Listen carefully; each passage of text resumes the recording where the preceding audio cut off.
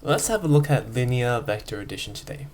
That's when you want to add two vectors together that might look like this. For example, Sam walked 20 meters towards the right, and then he walked another 5 meters to the right. So to do a linear vector addition, we can think about it quite intuitively. We can just imagine that he walks 20 meters, and then he walks another 5. So we just kind of put the vectors together, one right after the other. And so we can see that he must have walked 25 meters towards the right.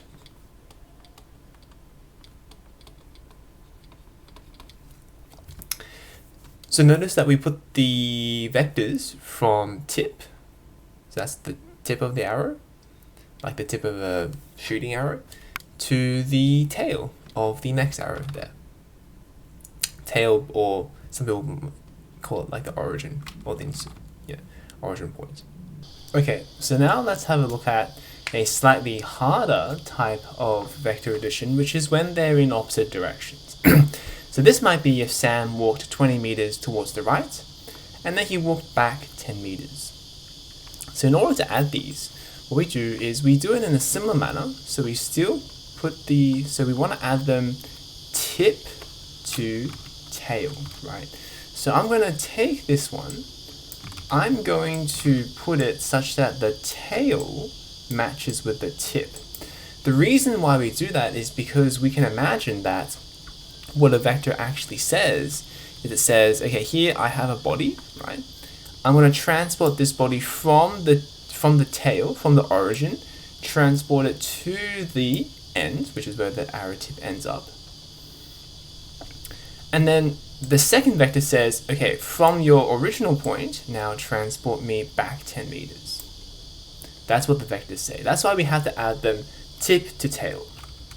So now what we do is we can now draw on the net vector. I like to draw on the net vector with 2 arrows, just to remind me that this is the net vector. If I didn't use different colors, they'd all look quite similar. So we can see that the net vector is going to be 10 meters in this direction. Let's have a go at an example now. Let's have a go at this example.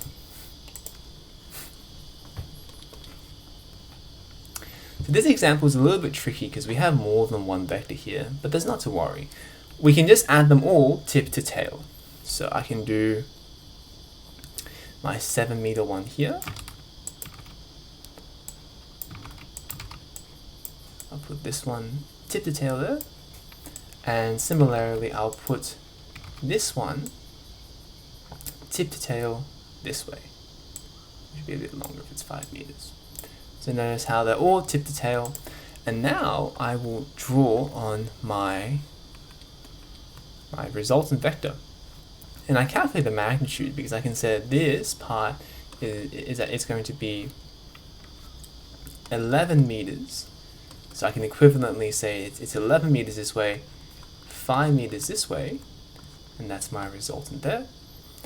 And so I can equivalently say that this is going to be 11 minus 5, so it should be 6 meters towards the right. So that's how we add linear vectors. In the next video, we'll see how we can subtract vectors. We offer physics, chemistry, and math tutoring. For more insightful explanations like this one, head to tutorgum.com.